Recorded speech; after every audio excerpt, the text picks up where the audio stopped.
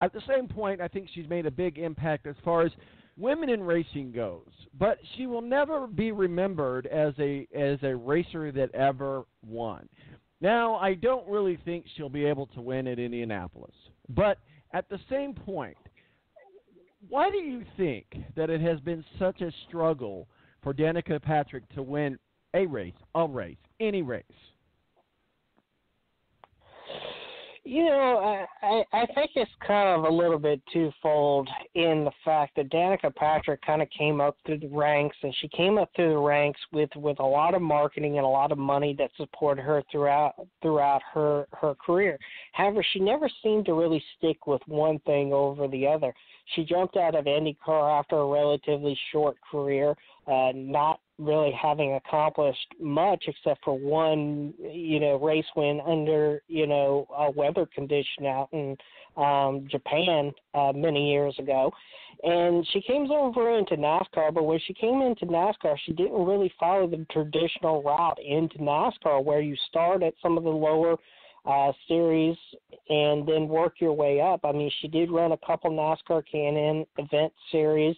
She did run some ARCA to get her super speedway license under NASCAR, but she didn't really follow what would be a program to bring her up. She was almost immediately thrown into a NASCAR Monster Energy car, and she's not really having the time to get used to these cars, and not really having the time to adjust from running open wheel into stock cars.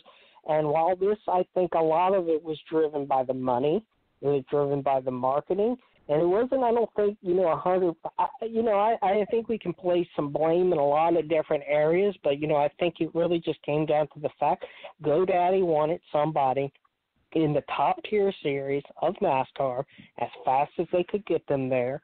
I don't think they really cared if it was Danica Patrick or somebody else. They just wanted somebody in that top tier series, somebody that was marketable to them. And, whether they failed or whether they flourished, it was just they could get that marketing engine behind not only their company, but whatever driver that they decided to push up there. And I think that hurt her career in a lot of aspects, that she really should have run K&N. She really should have run trucks. She really should have run Xfinity at a more than she did. I mean, sure, she came in, she ran Xfinity for about a year, but then she ran right up into the Cup Series, and we don't see that today. We didn't see that 10 years ago. We didn't see that 20 years ago. But I think just a lot of it was just a marketing effort behind her and, GoDaddy and others to try and push somebody into that series as fast as possible, and that kind of doomed some failure in some regards. Well, absolutely. And, she did a lot for the sport as far as women in racing, and I get that and I understand that. But it would be special. We'll just throw it out there because it could happen, because she'll be in the field of 33 at the Indianapolis 500. Could she win? Yes. Will she win? Very, very unlikely and very, very doubtful. But if she was to win the biggest race in the world in her final race, that would really paint a legacy for her. That's for sure. Let's talk a little. We didn't get a chance to talk about it too much last week. We kind of touched on it. But NASCAR has bought or took over, if you will, the ARCA Series. Talk with us a little bit about how that came about, why it came about, and what it means to NASCAR, and how are they going to facilitate this in the aspect that it still is separate but yet maintained and operated by NASCAR.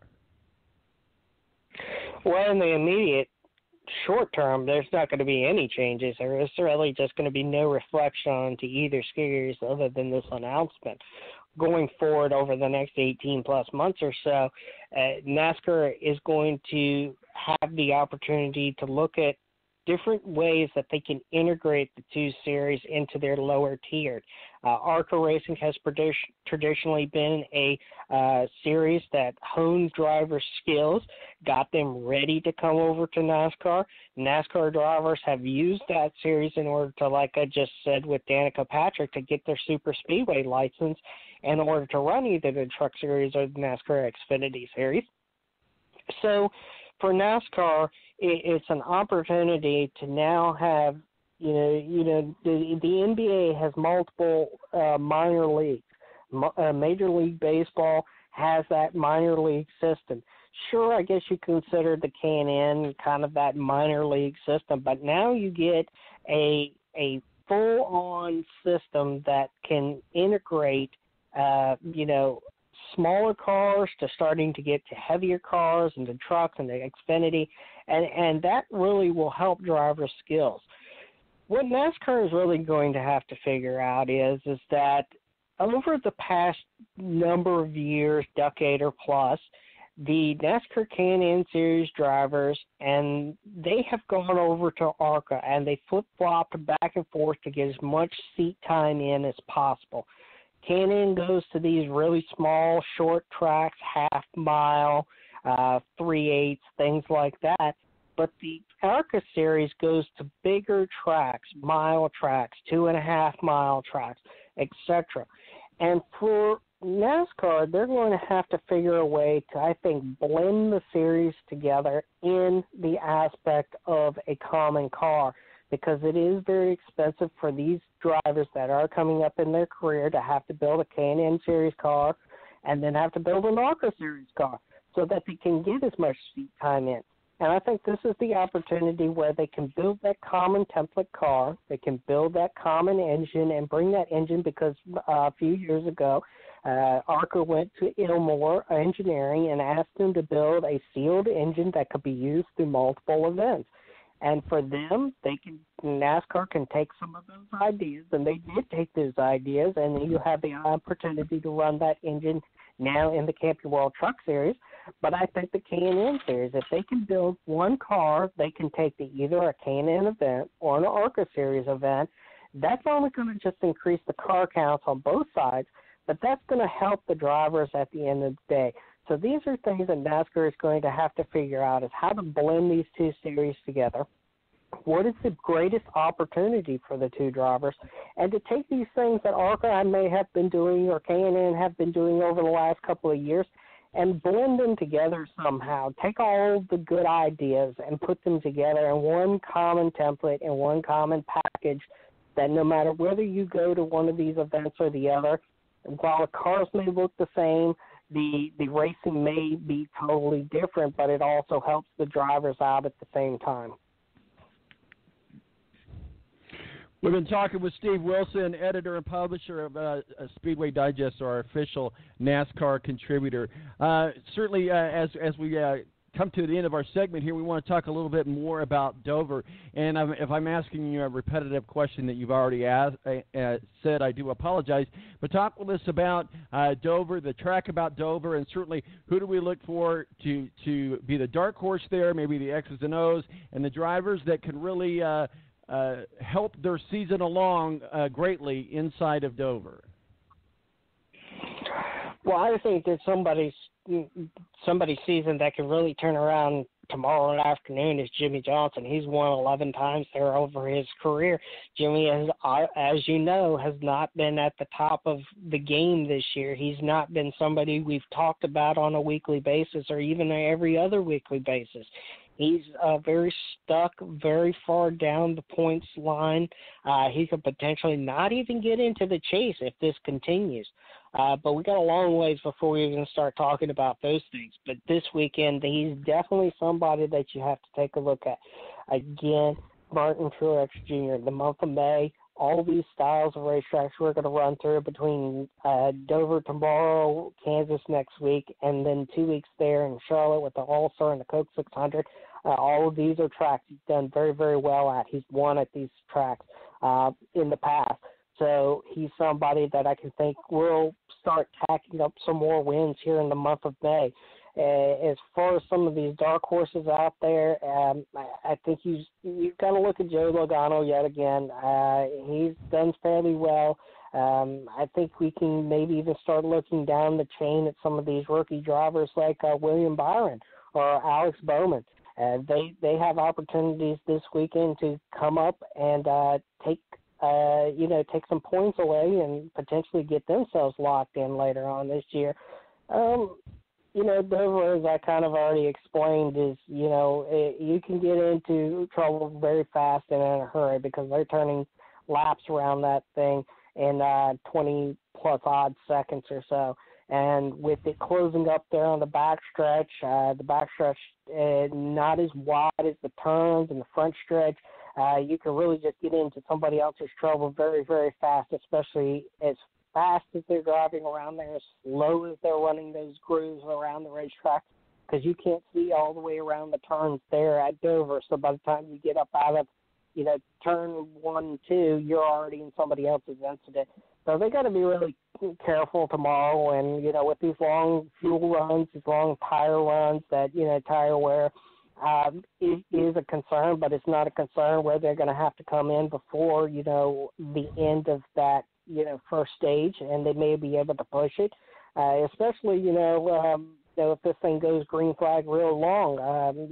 Those are all kinds of concerns. But I think we've also got the Kyle Larsons out there. Don't forget about him. He likes running these high lines around these tracks like Bristol and like Dover. So he's starting on the pole tomorrow.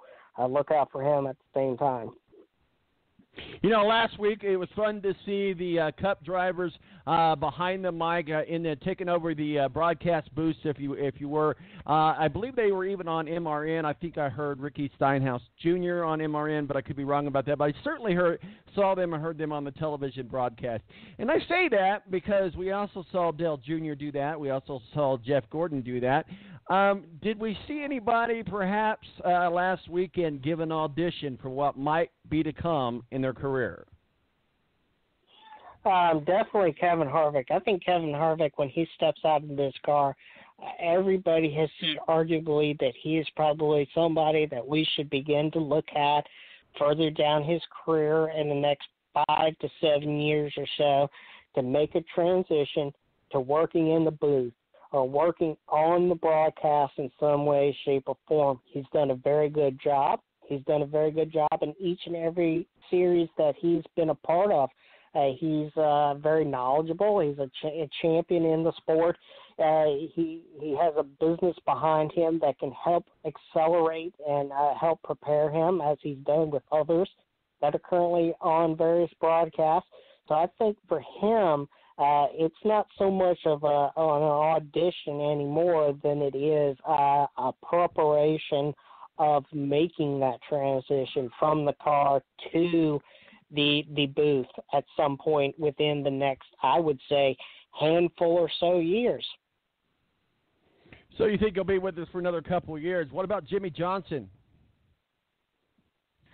I think once Jimmy Johnson is done, I think he will may show back up in the sport in various different capacities, but I don't foresee him as somebody that we'll see behind the camera each and every week, or even on a fairly frequent basis. I think he'll be around the sport in capacity, just like Jeff Gordon has a capacity over at Hendrick Motors, part of that succession plan.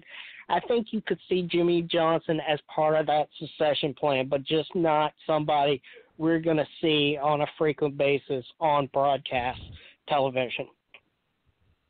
Well, we know Danica Patrick's career is ending at the end of the Indianapolis 500. A lot of people will say that she's going to do her own brand stuff. She's got her wine. She's got her yoga stuff, health stuff that she does.